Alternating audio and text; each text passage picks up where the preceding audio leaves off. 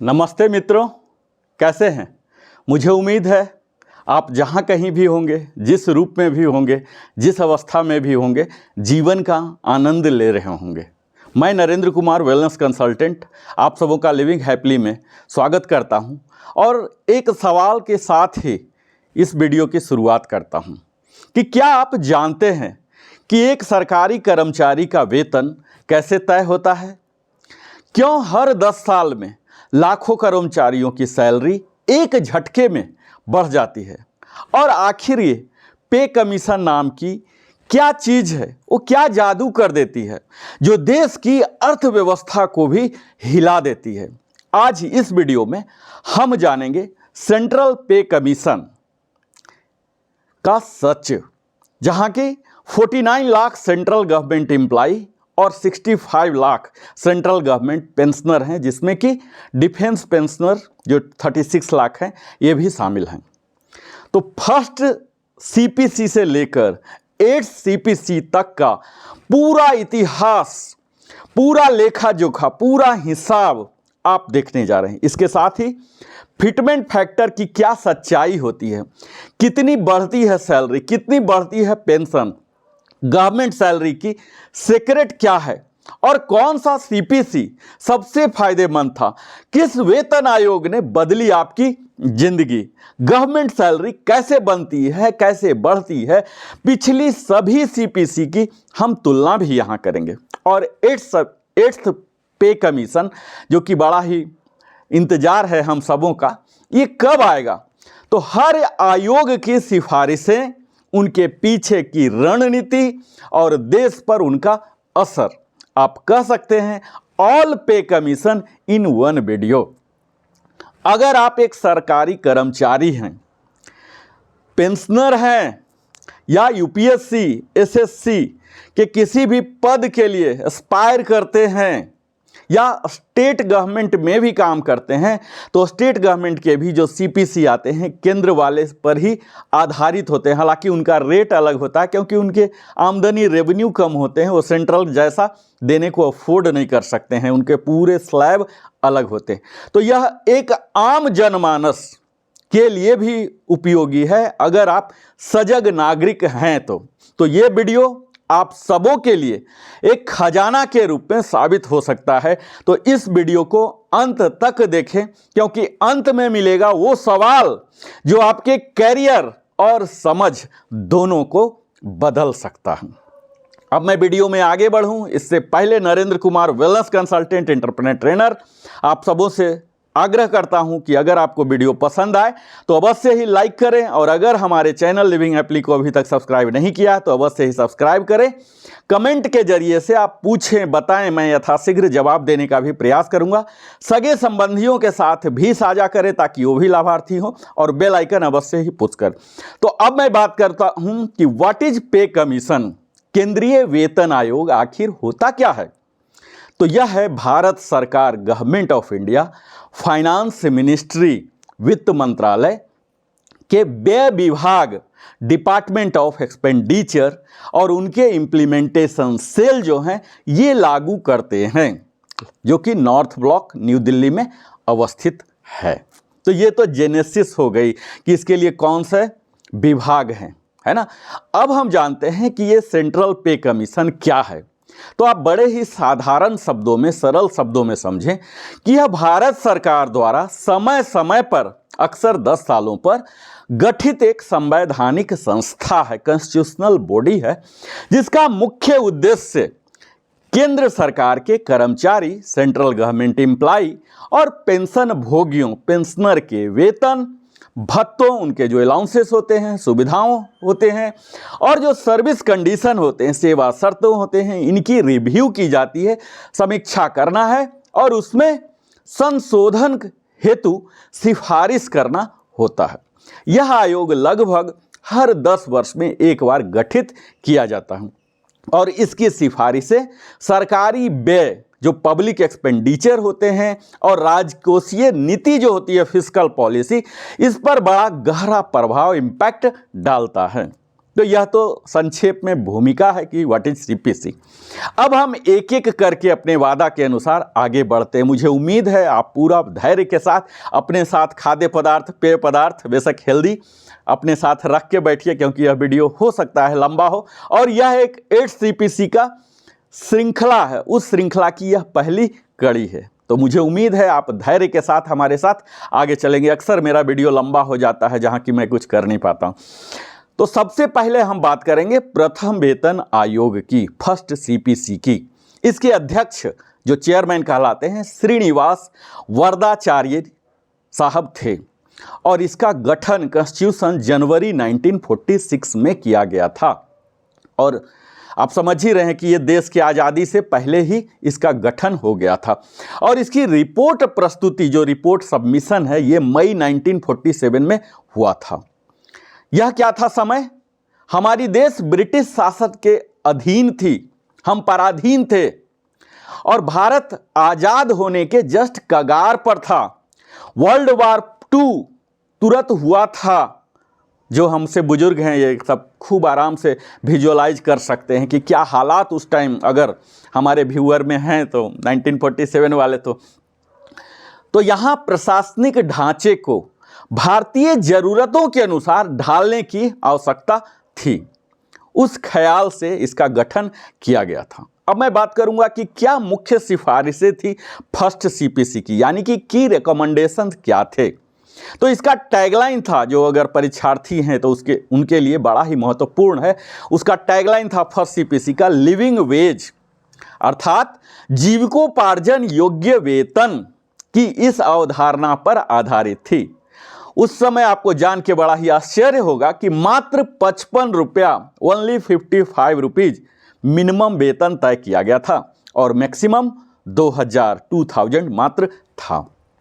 उस वेतन संरचना को एक सामाजिक स्थिति, सोशल स्टेटस और उनके कार्य की प्रकृति, जो नेचर ऑफ सर्विसेज थे, इसके आधार पर तैयार किया गया था।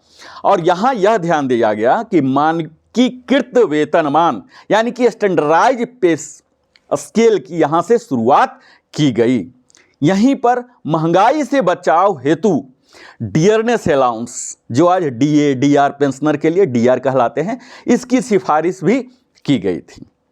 अब मैं यह भी बताता चलूं कि इस फर्स्ट सीपीसी का क्या प्रभाव पड़ा था हमारे राष्ट्र पर। तो भारतीय प्रशासन के वेतन ढांचे की एक बुनियाद, फाउंडेशन रखी गई थी, जहां की सामाजिक न्याय, सोशल जस्टिस पर आधारित इस वेतन की व्यवस्था का एक उस दिशा में अग्रसर होने का पहला कदम था। अब मैं बात करूंगा सेकेंड सीपीसी का, द्वितीय वेतन आयोग का, जिसका अध्यक्ष थे जगन्नाथ दास साहब। इसकी गठन की गई थी 1957 अगस्त में और रिपोर्ट सबमिशन हुआ था अगस्त 1959 में। स्वतंत्रता के बाद हम स्वतंत्र हो गए थे।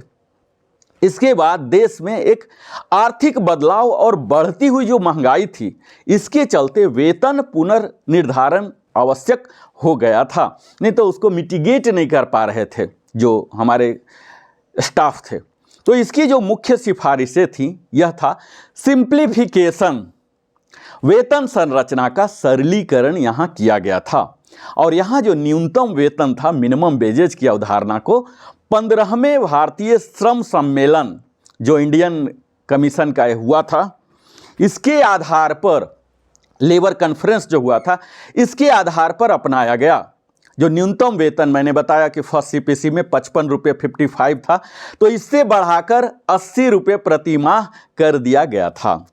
और पे स्केल की संख्या जो फर्स्ट सीपीसी में 150 हुआ करता था, 150 हुआ था, इसको 50% घटा के, यानी कि 75 मात्र पे स्केल, ये जो स्लैब होते हैं, इसकी कर दी गई थी।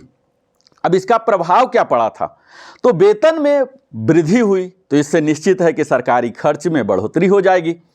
और यहाँ समानता और दक्षता, इफिशियंसी को बढ़ावा देने की कोशिश की गई थी। अब मैं बात करूंगा थर्ड सीपीसी की, जिसके अध्यक्ष थे रघुवीर दयाल साहब। इसका गठन किया गया था अप्रैल 1970 में और रिपोर्ट सबमिट किया गया था मार्च 1973 में। मैं आ गया था इस धरा पर। महंगाई और सामाजिक परिवर्तनों के समय की यह मांग थी। इसके जो सिफारिश थे, वेतन और भत्तों में पुनर्संरचना, रीस्ट्रक्चर करना, कंपनसेटरी अलाउंस, मुआवजा भत्ता की शुरुआत यहीं से हुई थी। कार्यों की जो जिम्मेवारी होती है, जो रोल एलोकेशन होता है, इसके लिए एक साइंटिफिक इवैल्यूएशन किया गया था, वैज्ञानिक मूल्यांकन का प्रारंभ किया गया था। और जो न्यूनतम वेतन 55-80 से बढ़कर 196 रुपया 196 रुपीज पर मंथ तय किया गया था। इसके प्रभाव सरकारी वेतन में वृद्धि हो गई थी। सरकारी नौकरियों का वर्गीकरण हो गया था, जॉब क्लासिफिकेशन यहाँ से प्रारंभ हो गया था। अब मैं बात करूँगा चतुर्थ वेतन आयोग का, फोर्थ सीपीसी का, जिसके अध्यक्ष थे पीएन सिंगल साहब, और इसकी गठन की गई थी जून 1983 में। रिपोर्ट सबमिशन था 1986 में। अब तेजी से बढ़ती महंगाई और बढ़ते वेतन अंतर को कम करना यहाँ मुख्य भूमिका थी। और यहाँ सिफारिश क्या था? तो सिफारिश था वेतनमान में पुनर्गठन। न्यूनतम वेतन को 750 रुपया कर दिया गया था और अधिकतम 8000 प्रति माह कर दिया गया था। और यहाँ पर परफॉर्मेंस लिंक्ड पॉलिसी भी लाने की सिफारिश की गई थी, जिसे हम बोलते हैं परफॉर्मेंस रिव्यू बोर्ड। उन्होंने यह सिफारिश की थी कि परफॉर्मेंस लिंक्ड होना चाहिए। हालांकि यह लागू नहीं हुआ और आज तक केंद्रीय कर्मचारियों के लिए लागू नहीं हुआ है, और शायद संभव भी नहीं है, कर पाना भी शायद न्याय संगत नहीं होगा। इसके प्रभाव वेतन में भारी बढ़ोतरी हुई, जिसके सरकारी बजट पर ज़्यादा बर्डन आया और राज्य सरकारों पर भी आर्थिक दबाव आ गया। जैसा मैंने शुरू में ही बताया कि जो सीपीसी होते हैं, इसी पर आधारित हर स्टेट वाले भी लगाते हैं, उसी के एट पार लगभग थोड़ा सा 10% 20% कम करके अपने स्लैब को तय करते हैं। तो राज्य सरकार, चूँकि उनके रेवेन्यू कम होते हैं सेंट्रल के आगे, बहुत ही, कई राज्य के तो रेवेन्यू बहुत ही कम होते हैं। आप नगण्य, मात्र नगण्य तो नहीं कहें, इतना ही रेवेन्यू होता है कि वो अपने सरकारी खर्चा को किसी तरह से वहन कर सकें। तो वहाँ पर इनके पास बहुत दबाव आ गया। अब मैं बात करूंगा फिफ्थ सीपीसी का, पंचम वेतन आयोग, जिसके अध्यक्ष थे न्यायमूर्ति एस रत्नवेल पांड्यान साहब। इसका गठन किया गया था अप्रैल 1994 में और रिपोर्ट प्रस्तुति की गई थी जनवरी 1997 में। 1991 की आर्थिक उदारीकरण, ग्लोबलाइजेशन, आप सबको याद होगा कि जो इकोनॉमिक लिबरलाइजेशन हुआ था, इसके बाद वित्तीय संतुलन को रखना एक बहुत बड़ी चुनौती हो गई थी हमारे राष्ट्र के लिए। ऐसे समय में इसकी जो मुख्य सिफारिशें थी वह थी पे स्केल की संख्या 51 से घटाकर 34। आप देख रहे हैं कि जैसे जैसे सीपीसी बढ़ रहे हैं, पे स्केल की संख्या को किस तरह से बढ़ाया जा रहा है। 150 से चला था 75, 51, और अब यहाँ 34 कर दिया गया। यहाँ एक बहुत ही बड़ी जो की गई सिफारिश में कर्मचारियों की संख्या के 30% कटौती का सुझाव दिया गया। इसके साथ ही वीआरएस, वॉलंटरी रिटायरमेंट स्कीम की सिफारिशें भी इसमें शामिल थी। न्यूनतम वेतन जो कि बढ़ाकर 2550 से करके अधिकतम जो था वो 26,000 कर दिया गया। और पहली बार पेंशनर के लिए पूर्ण समानता, फुल पेंशन पैरिटी की सिफारिश यहाँ की गई थी। और इसका प्रभाव बहुत ही ज़्यादा राजकोषीय भार पड़ा। राज्य सरकारें सिफारिशें लागू नहीं कर सकी, जिससे कई राज्यों में विरोध और आंदोलन हुए। क्योंकि मैं बता ही रहा हूँ कि राज्य भी एट पार ही होते हैं, तो वहाँ कई विरोध का सामना करना पड़ा। अब मैं बात करूँगा सिक्स्थ सीपीसी का, षष्ठम वेतन आयोग की, जिसके अध्यक्ष थे न्यायमूर्ति बीएन श्रीकृष्ण। इसका गठन हुआ था अक्टूबर 2006 में और रिपोर्ट सबमिशन हुआ था मार्च 2008 में और लागू हुआ था 1 जनवरी 2006 से। और काफ़ी बल्क में एरियर आए होंगे। अगर आप हमारे पीढ़ी के होंगे, जैसे मैं स्वयं हूँ, तो हमें एरियर भी काफ़ी अच्छा मिला था। यहाँ से जो केंद्रीय कर्मचारी बीपीएल कैटेगरी जो गरीबी रेखा से नीचे हुआ करते थे, यहाँ से थोड़ा सा उनको उत्थान हुआ। यहाँ सिफारिशें जो थी सचमुच बड़ा ही बेहतर किस्म का था। यहीं से पे बैंड की शुरुआत, ग्रेड पे प्रणाली की शुरुआत की गई और परफॉर्मेंस रिलेटेड इंसेंटिव स्कीम जिसे PRIS कहते हैं, इसकी भी सुझाव दी गई थी जो कि सरकार के द्वारा मंजूर नहीं की गई। भत्तों, कई तरह की अलाउंसेस होते हैं, छुट्टी में भी सुधार की गई, कई तरह के टर्म एंड कंडीशन, यानी कि आप कह सकते हैं कि यह एक क्रांतिकारी CPC था। और इसके बाद लोगों की जो अवधारणा थी केंद्रीय कर्मचारी बनने की, इस के लिए होड़ लग गया। इतने बेहतर perks and privilege, salary, allowances सब कुछ हो गए, जहां सैन्य और नागरिक वेतन दोनों में, डिफेंस में और सिविल में भारी वृद्धि देखने को मिला। और मैं स्वयं इसका लाभार्थी रहा हूं, देश के इसके लिए मैं शुक्रगुजार हूं। यहाँ न्यूनतम वेतन 7,000 और अधिकतम 90,000 का प्रावधान किया गया था। इसका प्रभाव वेतन में उल्लेखनीय वृद्धि हो गई, ड्रास्टिक चेंज हो गई। यहाँ जो हमारे मानव संसाधन HR प्रथाओं का आधुनिकीकरण हो गया, कंप्यूटराइजेशन हो गया, सॉफ्टवेयर के थ्रू HRMS आ गए। इस तरह से उनके काम जो पहले मुनीम करते थे रजिस्टर पर, वही खाता पर, ये सब कंप्यूटराइजेशन होने लगा। और प्रतिभा को बनाए रखने के लिए और जो न्यू टैलेंटेड हैं इन्हें आकर्षित करने में यह जो 6 CPC था बड़ा ही अट्रैक्ट किया। नहीं तो कोई गवर्नमेंट सेक्टर में ज्वाइन ही नहीं करना चाहता था, हर कोई बिजनेस या बेरोजगार ही रहना पसंद करता था। तो ये 6 CPC बड़ा ही क्राउड पुलर हुआ और एक डायमंड जेम की तरह यह काम किया, आम नागरिकों में एक बड़ा ही आकर्षण पैदा किया, आम नागरिक में, खासकर बेरोजगार लोगों में। और जैसे हम जैसे जो कार्यरत थे उनके लिए तो सचमुच बल्ले बल्ले ही हो गया था 6 CPC के बाद। अब मैं बात करूंगा 7th CPC जो कि अभी चल रहा है, 7वां वेतन आयोग। इसके अध्यक्ष थे न्यायमूर्ति अशोक कुमार माथुर, जस्टिस अशोक कुमार माथुर, जो कि ऐसी कयास लगाई जा रही है कि 8 CPC के भी शायद अध्यक्ष यही न्यायमूर्ति अशोक कुमार माथुर साहब ही बने। हालांकि अभी तक कुछ लिखित में नहीं आया, मैं आगे बात करूंगा। गठन जो इसका हुआ था फरवरी 2014 में, रिपोर्ट सबमिशन हुआ था नवंबर 2015 में और लागू हुआ था 1 जनवरी 2016 से। और इसके जो एरियर आए थे वो नवंबर 16 में आ गए थे। तो बड़ा ही प्रॉम्प्टली कह सकते हैं कि 7 CPC आया और काफ़ी अट्रैक्शन अपने साथ लेके आया। अब मैं बात करूंगा कि इसकी मुख्य सिफारिशें क्या थी।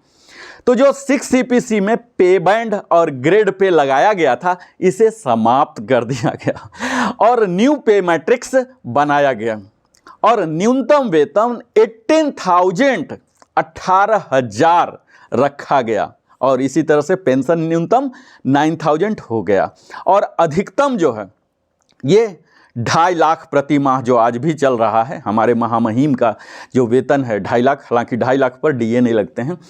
इस तरह से इतना बड़ा आमूल चूल परिवर्तन इसमें किया गया।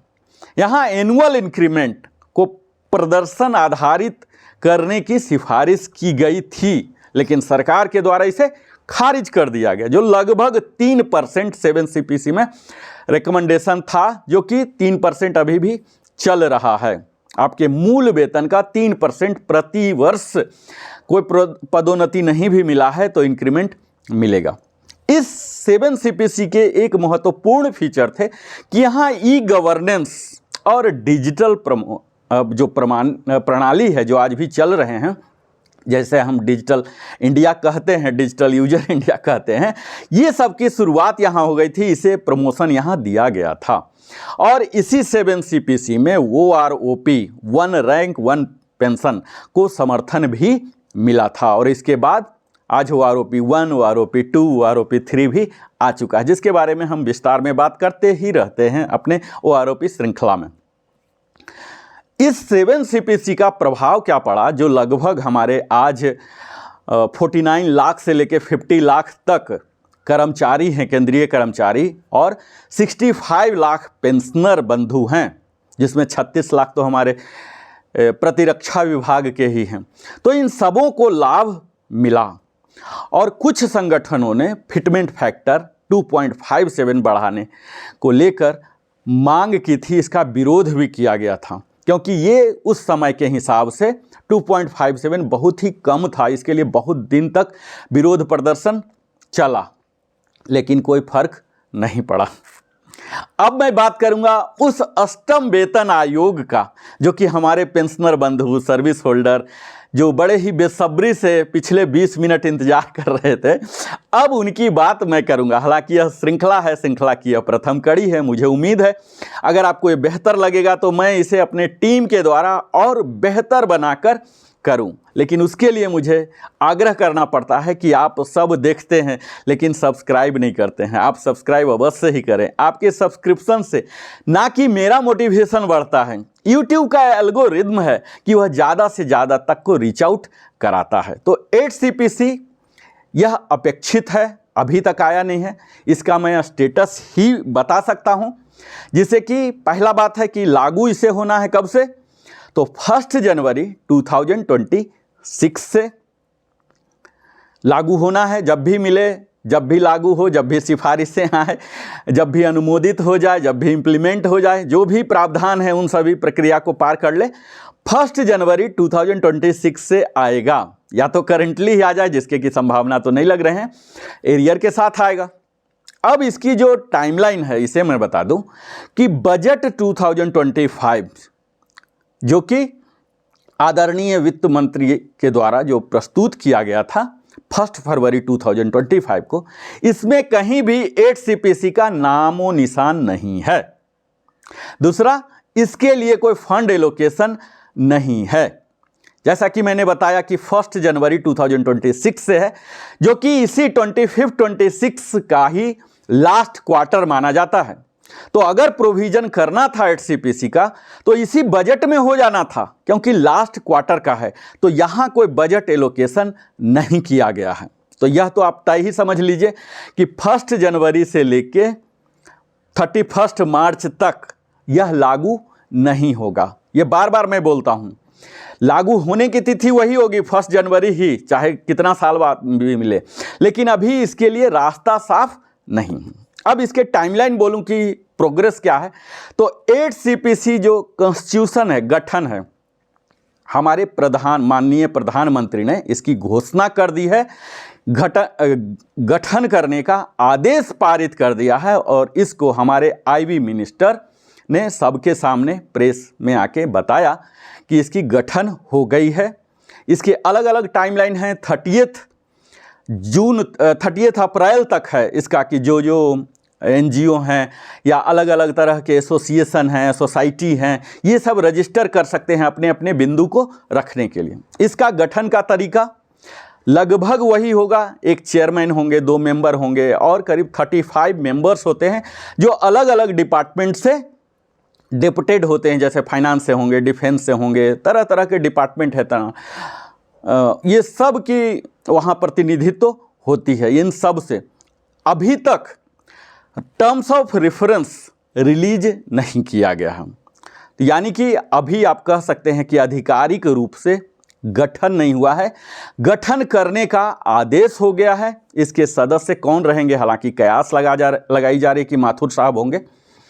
खैर, जो भी हो, जनवरी 2026 से लागू होगा और इससे जो उम्मीदें हैं, महंगाई के अनुसार आज जिस तरह से सोना का रेट 1 लाख रुपया 10 ग्राम का होने जा रहा है और हो चुका है, आप वीडियो जब तक देखेंगे, तो इस महंगाई के अनुसार पे मैट्रिक्स का पुनर्निर्धारण होगा। यहाँ पर फोकस होगा जो कृत्रिम बुद्धिमत्ता, जिसे हम AI के नाम से जानते हैं, इस पर आधारित मूल्यांकन किया जाएगा।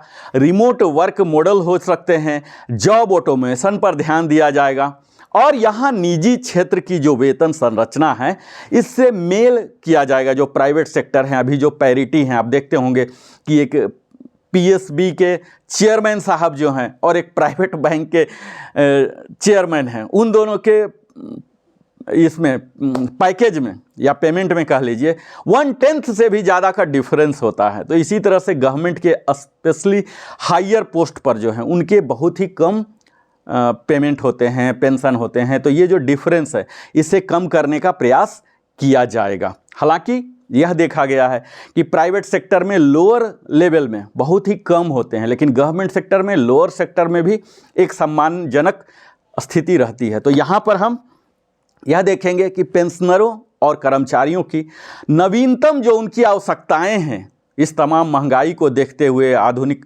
जो हमारे तकनीक विकास कर गए हैं, इन सब को मद्देनज़र रखते हुए, जो कि प्रत्येक पे कमीशन में न केवल सरकारी वेतन संरचना को बदला, बल्कि यह भारत की जो प्रशासनिक संस्कृति है, जो एडमिनिस्ट्रेटिव कल्चर है और हमारी जो राजकोषीय नीति है, फिस्कल रिस्पॉन्सिबिलिटी है, इस पर भी गहरा प्रभाव करेगा यह 8th CPC। जहां कर्मचारियों को समय समय पर वेतन में लाभ मिला, वहीं सरकार के सामने एक आर्थिक संतुलन, बजटरी बैलेंस बनाए रखना एक बड़ी चुनौती है आज के समय में। रिसेशन, जहां वर्ल्ड रिसेशन से गुजर रहा है और आज हम हमारे जो पड़ोसी के साथ जो संबंध हैं कैसे होने वाले हैं, ये सबको मद्देनज़र रखते हुए क्या होगा। खैर, जो भी होगा, ये श्रृंखला है, मैं इससे आपको अपडेट निश्चित करते रहूँगा। ये इस CPC का ये पहला है, मुझे उम्मीद है आप इसे पसंद करेंगे। अब मैं उस मुद्दे पर बात करना चाह रहा हूँ जिसके लिए आप सबसे ज़्यादा इंटरेस्टेड होंगे, वह है फिटमेंट फैक्टर। मैंने सब बताया कि कहाँ 2.57 लगा, क्या डिमांड था, क्या हुआ नहीं हुआ।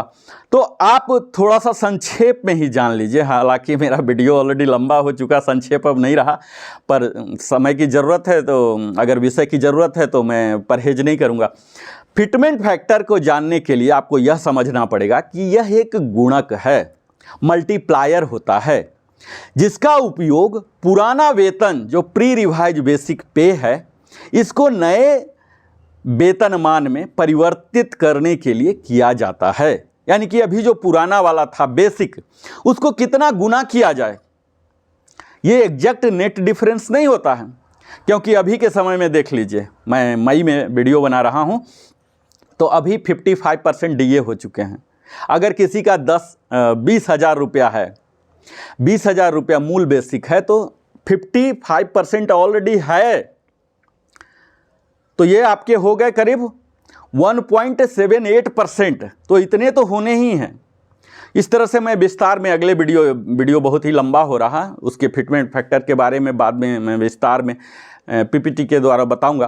तो यह वेतन आयोगों की सिफारिश का केंद्र बिंदु होता है। इतना जान लीजिए कि ये जो फिटमेंट फैक्टर होता है, कोर एलिमेंट है, जो सीधे तौर पर वेतन वृद्धि को प्रभावित करता है। और इसमें यही ध्यान रखा जाता है कि उसकी बढ़ोतरी एक सम्मानजनक रूप से हो। तो मैं यहाँ आपको बता दूं, जैसे मैं पूरा इतिहास ही बता रहा हूँ, आज इतिहास का ही क्लास है, तो इसमें मैं बताऊंगा कि वो सारे विभिन्न जो केंद्रीय वेतन आयोगों थे, CPC थे, उसके क्या फिटमेंट फैक्टर्स थे, वो एक नज़र दे लीजिए। तो 4th CPC जो 1986 में गठन हुआ था, इसका लगभग 3.8 था। पुराने वेतन में औसतन 3.8 गुना वृद्धि की गई थी, जहां कि डियरनेस अलाउंस को मूल वेतन में, बेसिक पे में मर्ज कर दिया जाता है, जिससे समग्र वेतन में बड़ा उछाल आया था। जहां मैं बात करूं कि 5th CPC जो 1996 में लागू हुआ था, यहां लगभग 3.25 फिटमेंट फैक्टर रखा गया था, जिसमें लगभग 3.25 गुना औसत वृद्धि की गई थी और न्यूनतम वेतन 2,550 रुपीज़ निर्धारित हुआ था। इस आयोग ने पेंशनरों के हित में कई सिफारिशें दी थी। अब 6th CPC, जिसका फिटमेंट फैक्टर बड़ा ही सुनने में लो है, 1.86, यानी कि पुराना मूल वेतन और उसको मल्टीप्लाई कर दीजिए 1.86 करके, उसमें अलग से ग्रेड पे जोड़ा गया, पे बैंड के सिस्टम की शुरुआत की गई।